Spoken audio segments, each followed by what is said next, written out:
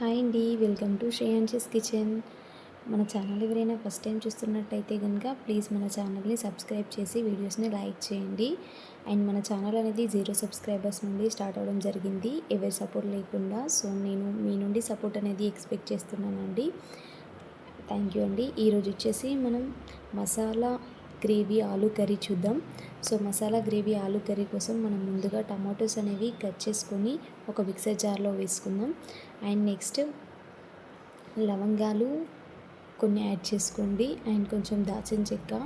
So ఎవరికి ఎంత quantity తీసుకుంటున్నారో దాన్ని బట్టి మీరు మసాలాస్ అనేవి యాడ్ చేసుకోండి.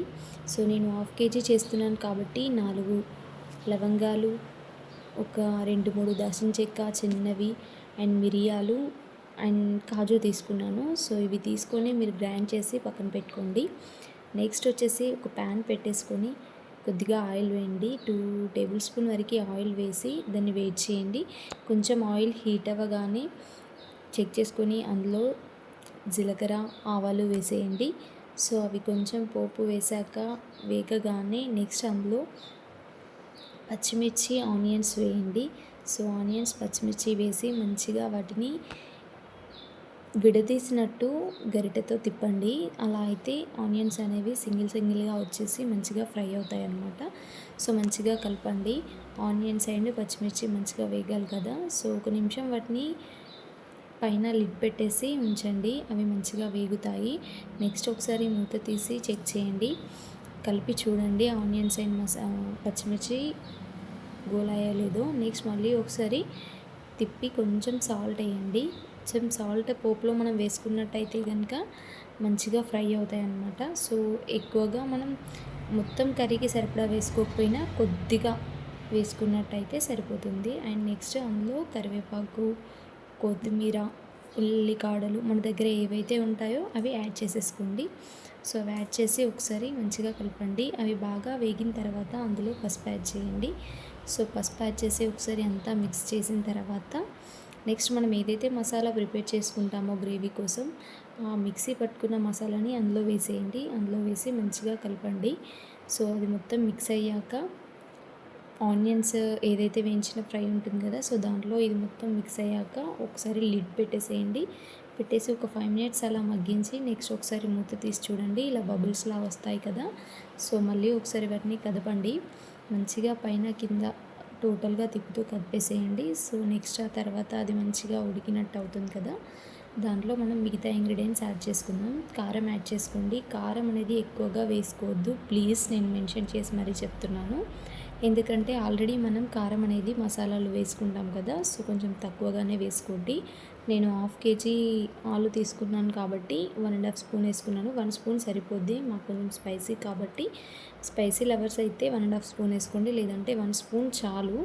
చిన్న స్పూన్తో 1 స్పూన్ వేసుకోండి. అండ్ నెక్స్ట్ ధనియా పౌడర్ కూడా వేసి మంచిగా కలిపిన తర్వాత మనం కట్ చేసి పెట్టుకున్న ఆలూస్ని ఈ గ్రేవీలో వేసేసేయండి. ఆలు అంతా కలిపేలాగా మంచిగా మిక్స్ అయ్యేలాగా కలిపేసేయండి. కారం మసాలాలు ఏవైతే ఉన్నాయో మంచిగా ఆలూకి పట్టేలాగా మిక్స్ చేయండి. కింద పైన మొత్తం తిప్పుతూ ఆలు అంతా మసాలాలో మిక్స్ అయ్యేలాగా కలపండి. ఒక 2-3 టైమ్స్ అలా కలిపి మంచిగా వాటికి పట్టించి నెక్స్ట్ మూత పెట్టేసేయండి. సో పెట్టి కాసేపు ఒక 5-10 మినిట్స్ అలా కుక్ అవ్వనివ్వండి, ఎందుకంటే ఆలు అనేది మంచి కుక్ అవ్వాలి కదా. సో అందులో నుండి వాటర్ అనేది రిలీజ్ అవుతుంది. మనం ఏదైతే టమాటో గ్రేవీ వేసామో అందులో నుండి వాటర్ రిలీజ్ అవుతుంది. సో అది రిలీజ్ అయ్యి మంచిగా కుక్ అవుతాయి. సో ఒకసారి చెక్ చేసుకోండి, ఆలు అనేది గరిటెతో విరక్కొట్టినట్టు చేసి చూడండి ఆలు కుక్ అయిందా లేదా అని. ఇన్ కేస్ ఆలు కుక్ అయినట్టయితే పర్లేదు, ఒకవేళ కుక్ అవ్వనట్టయితే మళ్ళీ కాసేపు మనం లిడ్ పెట్టేసి ఉడికించుకుందాం.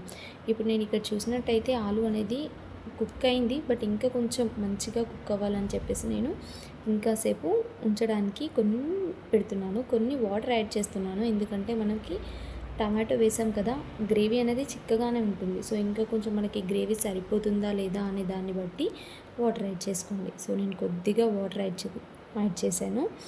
చూడండి 5-10 మినిట్స్లో మనకి మంచి ఆలు మసాలా గ్రేవీ కర్రీ అనేది రెడీ అయిపోయింది. సో కాసేపు వాటర్ వేసి మళ్ళీ ఉడికించిన తర్వాత చెక్ చేసినట్టయితే ఆలు అనేది మంచిగా మెత్తగా బాయిల్ అయిపోయింది. సో ఇప్పుడు మన ఆలు మసాలా కర్రీ అయితే రెడీ అయిపోయిందండి. టేస్టీ టేస్టీ మసాలా ఆలు గ్రేవీ కర్రీ రెడీ అనమాట. సో సింపుల్గా ఇలా మనం ఎప్పుడైనా కావాలనుకుంటే పరాటోలోకి కానీ, లేదంటే చపాతీ కానీ, పూరి కానీ, అన్నంలోకి కానీ, వేడి వేడి అన్నంలోకి దేంట్లోకైనా కూడా చాలా బాగుంటుంది. టేస్టీ టేస్టీ ఆలు గ్రేవీ మసాలా కర్రీ రెడీ. ఈ వీడియో కనుక మీకు నచ్చినట్టయితే ప్లీజ్ మన ఛానల్ని సబ్స్క్రైబ్ చేసి వీడియోని లైక్ చేయండి. Thank you.